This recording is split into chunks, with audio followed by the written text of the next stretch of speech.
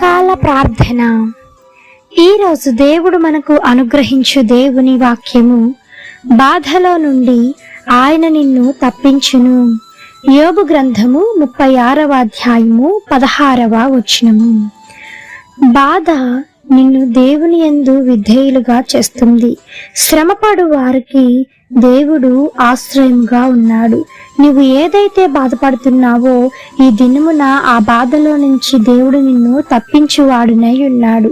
ప్రకటన గ్రంథం చెప్తుంది, అక్కడ కొంతమంది తెల్లని వస్త్రములు ధరించుకొని కొంతమంది కూర్చున్నప్పుడు అక్కడ చూస్తున్న వాళ్ళందరూ అడుగుతూ ఉన్నారు, అదిగో అక్కడ తెల్లటి వస్త్రములు ధరించుకున్న వారందరూ ఎవరు, అసలు ఎందుకు ఇక్కడున్నారు అని ప్రశ్నించినప్పుడు దానికి సమాధానంగా వారు ఏం చెప్తున్నారనంటే, ప్రకటన గ్రంథంలో వీరందరూ మహాశ్రమలలో నుంచి వచ్చిన వారు కాబట్టి ఆ శ్రమల నుంచి అక్కడ విడుదల పొంది పరలోక రాజ్యంలో వారు హాయిగా విశ్రాంతి తీర్చుకుంటున్నారు అని వారు చెప్పినటువంటి సందర్భం అది.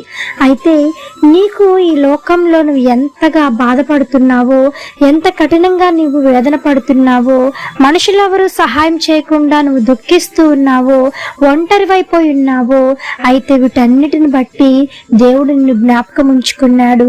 వీటన్నిటిని బట్టి నువ్వు పెడుతున్న మొరను బట్టి నువ్వు ఏదైతే బాధపడుతున్నావో ఆ బాధలో నుంచి విడుదల పొందటానికి నీవు సిద్ధంగా ఉన్నావు. దేవుడు నీతో మాట్లాడుతూ ఉన్నాడు. ఆ బాధలో నుంచి ఈ దినమున నీవు నమ్మితే ఆ ప్రతి ఒక్క బాధ నీ యొద్ద నుంచి లయమైపోవునుగాక. యేసు నామములో జీవ గ్రంథమందు నీ పేరు వ్రాయబడి ఉండులాగున ఈ లోకంలో నువ్వు ఎంతగా అయితే బాధపడుతున్నావో ఆ బాధకు రెట్టింపు ఘనతను, రెట్టింపు పేరును, రెట్టింపు ఐశ్వర్యమును పరలోక రాజ్యంలో నీవు పొందుకోబోతున్నావు.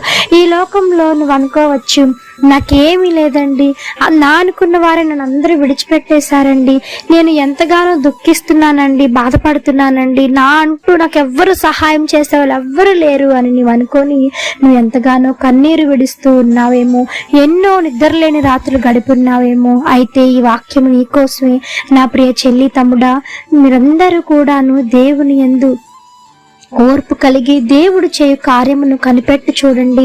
ఆ కనిపెట్టుటలోనే ఆనందాన్ని సంతోషించండి. ఎవరు ఎన్ని మాటలు అన్నా సరే వాటన్నిటిని మీరు పక్కన పెట్టేసేసి దేవుని కార్యం కోసం మీరు కనిపెట్టి చూసిన వేళ దేవుడు నీ బాధలో నుంచి దేవుడు నీకు విడుదల కలిగిస్తాడు. ఆమేన్. ఈ యొక్క వాగ్దానము ప్రతి ఒక్కరి జీవితంలో నెరవేరాలని కోరుకుంటూ అందరం కలిసి ప్రార్థన చేద్దాం. ప్రార్థన. మమ్మలను మిక్కిలిగా ప్రేమించిన మా ప్రియ పరలోకపు తండ్రి, మీ ఘనమైన పాదములకు వేలాది వందనములు, స్తుతి స్తోత్రం చెల్లిస్తున్నాము దేవా. ఆశ్చర్యకరుడవు, ఆలోచనకర్తవు, జీవాధిపతి మీకు స్తోత్రము తండ్రి. పరిశుద్ధుడు పరిశుద్ధుడు పరిశుద్ధుడు అని నిత్యము సకల దూతల చేత కొనియాడబడుచున్న యేసయ్యా, మీ బంగారు పాదములకు వెలకట్టలేని వందనములు, స్తుతి స్తోత్రములు తండ్రి. నాయన, ఈ ఉదయకాలం అంతయు తండ్రి, ఈ దినమంతయు నాయన మాకు ముందుగా మీరు ఉండి నేను చేయించిన పనులన్నింటిలో మీరు తోడైండండి, నడిపించి దీవించి ఆశీర్వదించమని వేడుకుంటున్నాం తండ్రి. ఉద్యోగం లేని వారి కోసం ప్రార్థిస్తూ ఉంటుండగా యేసయ్య తగినటువంటి ఉద్యోగాన్ని మీ చిత్తమైతే వారికి అందించమని వేడుకుంటున్నాం దేవా.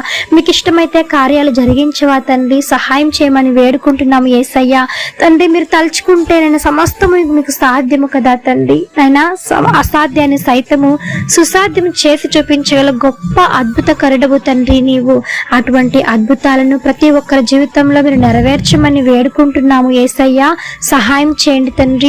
ఎంతమంది దినమున కృంగిన స్థితిలో ఉన్నారు, కృంగిన స్థితిలో నుంచి లేవనెత్తమని వేడుకుంటున్నాం దేవా. ఆర్థిక సమస్య నుంచి విడుదల కలిగించండి, బాధలో నుంచి విడుదల కలిగించండి, శ్రమలో నుంచి విడుదల కలిగించండి.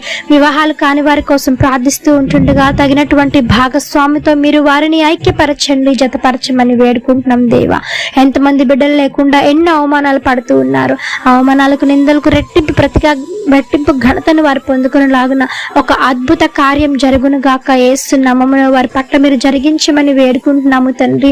చిన్న బిడ్డల మొదలుకొని వృద్ధుల వరకు మీ కాపుదల కింద భద్రం చేయండి.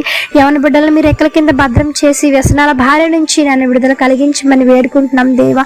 నెమ్మది లేని కుటుంబాలకు శాంతిని, సమాధానమును, ఐక్యతను దయచేయండి దేవా.